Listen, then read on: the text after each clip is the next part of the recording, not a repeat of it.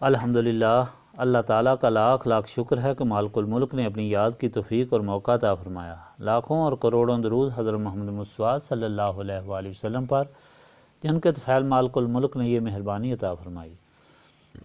سامعین کرام، اللہ تعالیٰ نے قرآن پاک میں ارشاد فرمایا، اعوذ باللہ من الشیطان الرجیم، بسم اللہ الرحمن الرحیم۔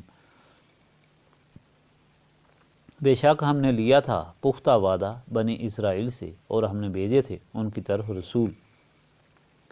جب بھی آیا ان کی طرف کوئی رسول وہ حکم لے کر جسے ناپسند کیا ان کے نفسوں نے، تو ایک گروہ کو انہوں نے جھٹلایا اور ایک گروہ کو قتل کیا، اور انہوں نے یہ گمان کر لیا کہ نہیں ہوگا ان کو عذاب، تو پھر وہ اندھے بن گئے اور بہرے بن گئے۔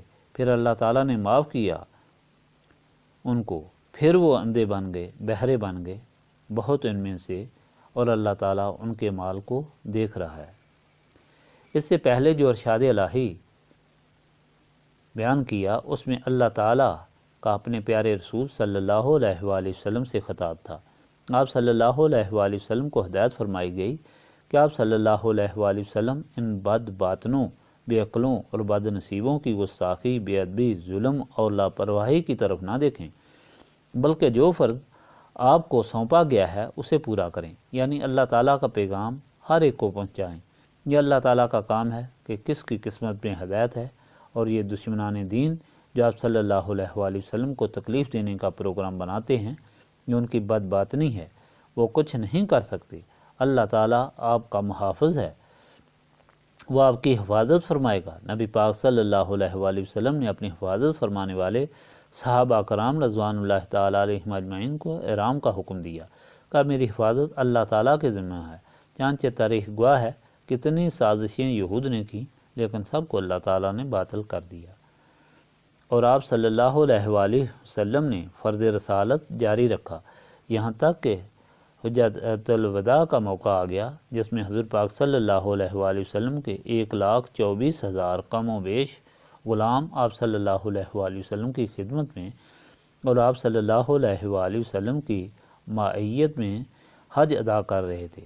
جبل رحمت پر کھڑے ہو کر حضور پاک صلی اللہ علیہ وآلہ وسلم نے سب لوگوں کو مخاطب کر کے پوچھا کہ لوگو، میں نے تم تک اللہ تعالیٰ کا پیغام پہنچا دیا؟ لوگوں نے عرض کی، بے شک پہنچا دیا۔ 3 بار پوچھا، اور پھر آسمان کی طرف منہ کر کے انگلی اٹھا کر فرمایا کہ اے اللہ تعالیٰ گواہ رہنا، ایسا 3 بار فرمایا۔ سامعین کرام، اس کے ساتھ یہ بھی آپ کو بتایا تھا کہ یہ حکم تو رسول پاک صلی اللہ علیہ وآلہ وسلم کے لیے ہے۔ آپ صلی اللہ علیہ وآلہ وسلم نے حکم پورا فرمایا، لیکن ہدایت اللہ تعالیٰ کی ساری مخلوق کے لیے ہے، اور حضور پاک صلی اللہ علیہ وآلہ وسلم کے غلاموں کے لیے ہے، جس میں اللہ تعالیٰ کا یہ حکم ہے کہ نیکی کی تبلیغ کرو اور برائی کو روکو۔ یہ ہر مومن کا فرض ہے۔ بخاری شریف کی حدیث ہے کہ اگر تم برائی ہوتے دیکھو تو ہاتھوں سے روکو، اگر ایسا نہ کر سکو تو منہ سے روکو، اور اگر ایسا بھی نہ کر سکو تو دل میں برا سمجھو، یہ کمزور ایمان کی نشانی ہے۔ اور دوسری ہدایت یہ کہ اللہ تعالیٰ اپنے بندوں کا محافظ ہوتا ہے، اللہ تعالیٰ کے بندوں کو کوئی نقصان نہیں پہنچا سکتا، حدیث پاک میں ہے۔ اور اللہ تعالیٰ کا حکم بھی ہے کہ جو اللہ تعالیٰ کے بندوں سے مقابلہ کرے وہ اللہ تعالیٰ اور اس کے رسول سے مقابلہ کرتا ہے، اور اللہ تعالیٰ ہمیشہ اپنے بندوں کو غالب رکھتا ہے۔ اس لیے اگر ایمان لے آئے ہو تو پھر اسی سے ڈرو جس کی حکومت ہر جگہ اور ہر چیز پر ہے۔ اس کے ساتھ یہ بھی بتایا تھا کہ یہ صرف اور صرف نسبت رسولی صلی اللہ علیہ وآلہ وسلم کی برکت اور فیض ہے کہ انسان صرف اللہ تعالیٰ سے ڈرے، بڑے سے بڑے خوف کی پرواہ نہ کرے، نہ لالچ کرے، دنیاوی محبت کو غالب نہ آنے دے، اس لیے کہ نسبت رسولی صلی اللہ علیہ وآلہ وسلم سے دل و دماغ روشن ہوتے ہیں، دنیا کی قیمت اور آخرت کی حقیقت انسان پر آشکار ہو جاتی ہے۔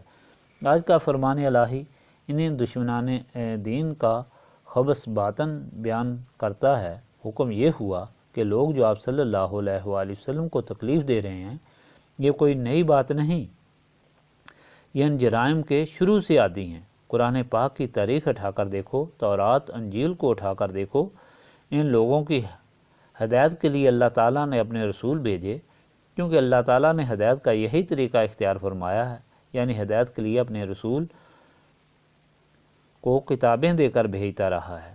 اللہ تعالیٰ فرماتا ہے کہ یہ اتنے باغی لوگ ہیں کہ انہوں نے اللہ تعالیٰ کے رسولوں کو جھٹلایا، ان کے ساتھ مذاق کیا اور رسولوں کو شہید بھی کیا۔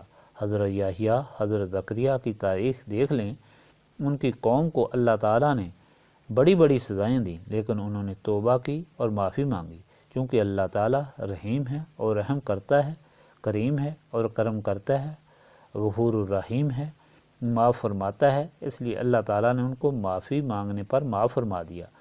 انہوں نے پھر وہی وتیرہ اختیار کیا اور وہی مال یعنی بغاوت، حکم عدولی اور اللہ تعالیٰ کے رسولوں سے دشمنی جاری رکھی۔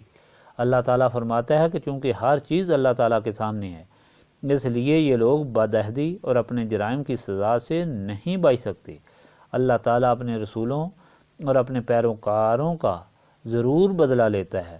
حضرت یحییٰ کو انہوں نے قتل کیا، جس کے عوض 70,000 اسرائیلی قتل ہوئے۔ تب جا کر حضرت یحییٰ کے خون کا جوش بند ہوا۔ حضرت عیسیٰ علیہ السلام کو تو آسمان پر اٹھا لیا گیا اور ان پر حملہ کرنے والے کو پھانسی دی گئی۔